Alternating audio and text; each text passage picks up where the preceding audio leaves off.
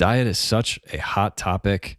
It's such a triggering topic for some and a confusing topic for many. And that's in part because there's so much advice out there, so many experts and influencers with really strong opinions.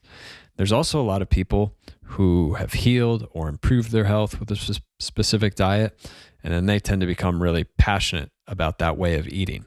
And it all adds up to a tremendous amount of noise that can be confusing if you're someone who wants to improve their health, you're starting to look at diet, different ways of eating, want to do what's best for you, your health, your family, and have some decisions to make. Because let's be honest, it's a little confusing to hear one respected source say, vegetarian's the way to go, meat's terrible, and then another respected source say, carnivore is the way to go, all plants are poisons.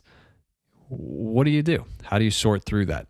Today, I'm going to talk with you about what I think is the simplest diet for health, what I think can save people a ton of aggravation and headache and effort, and hopefully lower the stress, which is one of the best things you can do for your health, so you can be healthy in a sane way. Now, before I got to this point of having this diet, this way of eating, this view that I have, I also tried tons of different diets, tons of different ways of eating.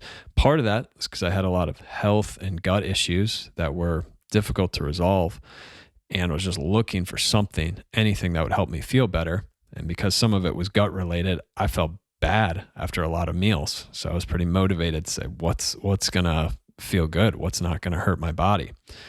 The other reason I tried a lot of these things is because changing my diet was the first thing that foundationally changed my health, which changed my whole life.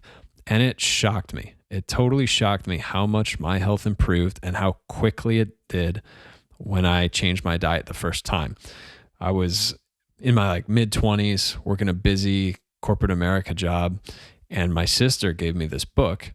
And it was a book about nutrition and healing some of the issues I was dealing with. I read it, started following the advice in that book. There was a pretty specific diet with a lot of instructions, but I was inspired because the book also talked about what the standard American diet does to your gut, to your digestive system. When I read that, having been eating out for 2 to 3 meals a day for years, on the fly, get off the subway, grab breakfast, work, run out for lunch, grab a sandwich, and sometimes eat out dinner before going home. When I read what that was doing and understood it, I'm like, oh my God, I gotta change this. So I changed it. I followed the diet in the book, and within 2 months, so many of my symptoms went away. I had more energy, better sleep, was building more muscle and getting more in shape with less effort. And it just blew me away. Skin better, hair better, all this stuff I didn't even think about or know could improve suddenly just changed for the better. So that really made me realize the power of food and diet. And it actually probably led me to overcorrect a little bit, where I viewed diet as all powerful, food as all powerful, just because it made such a big change for me. Fast forward 15 years later, and I realized it's not everything. I had another health issue, big health issue later, and diet was not able to resolve it. So when it first happened, I went back to diet because that helped so much the first time. I started trying, a stricter version of the diet I did, which is called the GAPS diet. It's kind of like a paleo version with a lot of fat and healthy fats and animal meats, things like that. Lots of veggies too. Went back to that, didn't fix it. And then I started experimenting with these different diets. I was having liver problems and gut problems. I was falling asleep after meals, lost a ton of weight, lost 30 pounds that I didn't have to lose. I weighed less than I did in 7th grade. This is as a 36-year-old man. And so definitely problems in my gut and digestive system. So I would read about different foods, different diets, what's the best to do. And I tried so many from all ends of the spectrum. I'm talking carnivore, keto, all the way to even vegetarian, vegan for a while, and many things in between. And so what I realized from experimenting with all these diets, eating them for a certain period of time, watching how my body responded, seeing how other people respond that use these and different nutrition, different changes in their food. What I realized is that when the body's off, it's going to process food differently, and everybody's different. So the more issues you have going on in your body, the lower your overall level of health, the more likely you are going to have problems with food. Okay. And that's even healthy foods, right? Now, of course, super processed food, fried food, that's going to hurt everybody. If your health's at a decent level, you may be able to get away with eating that stuff. I did for a long, long time. So you may not notice when you eat it, but at this point we can all agree that's not ideal for health. So it's going to be knocking it down a bit. But when your health drops far enough, like mine did, and I work with a lot of clients who are in similar situations, then you can react to even healthy food. And in my opinion, that's where a lot of the confusion around diets comes from, because people will be eating something, kale, spinach, meat, beef, chicken, and they'll react to it. Everyone's different, but then they start to point to the food because it makes sense. You eat it, you have the reaction, it feels bad. You're like, this is a problem. This doesn't work for me. But I've seen so many people rebuild their health, repair their guts, build themselves back up, and be able to tolerate foods that they previously couldn't. So in the end, it turned out it wasn't the food was bad. It might have been bad at that time because no one wants these reactions, but it had more to do with the health inside. So we have all this stress, all this fighting, all of this people telling you exactly how to eat. And I really think it's overlooking the bigger issues. And if we focus more on the baseline health of the person, they'd probably be able to enjoy a lot more foods and get good results without having to be so specific. And especially for a person who's sick to the point that they react to, again, healthy foods, whether it's fruits, veggies, meats, nuts, seeds, eggs, then they've got an underlying issue going on. And it's not helpful to be super stressed out about what you're eating, because a lot of these diets are very rigid, a lot of rule-based, a lot of, this is bad, even though it's a natural food that human beings have been eating for hundreds of thousands of years. So the simple diet, the way I like, is almost as simple as it gets. It's just whole foods, as clean as possible, which would be organic as much as possible. I know it's not possible for everyone, so clean in whatever way you can get it. And some type of even mix, an even mix of fats, carbs, and protein, not overly heavy on one and not overly light on any of them.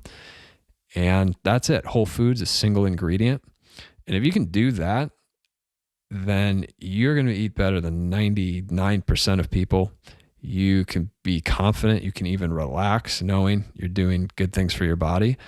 And if you're still having health issues, still reacting to food, there's some other things to look at. Look at deeper areas of health. Sure, if you react to a certain food, leave it out for a period of time. But it's not usually because that food is a problem, especially if you're eating whole foods, like I said.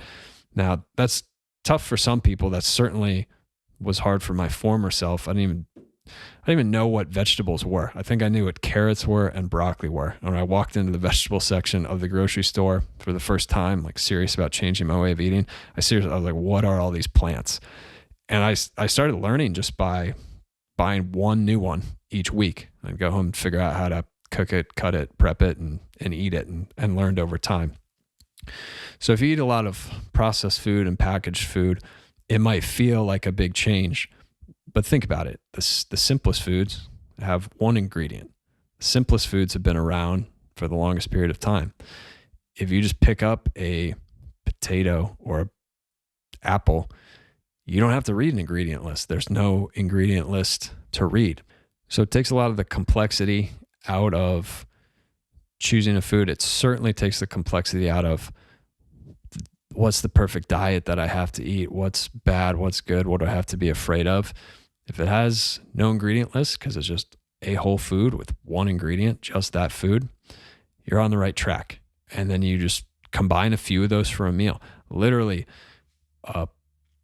a burger or a piece of chicken or a slice of turkey with 2 or 3 vegetables, that's a meal, or a side salad with a couple ingredients. It can literally be spinach and arugula, tomatoes and cucumbers, and some olive oil dressing.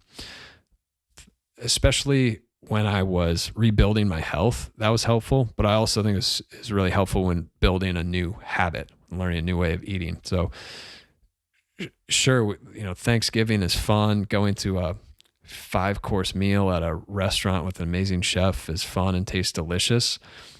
But people tend to overcomplicate their eating at home, and they think a meal has to be a bigger production than it does. You can eat nutritiously and healthy. I completely rebuilt my health eating 4-ingredient meals.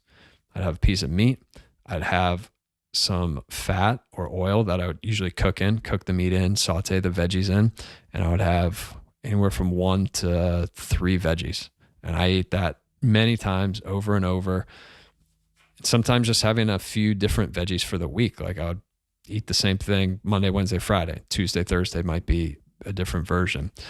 But the more I simplified it, the easier it became, the more I could stick to it, the less confusion and worry there was.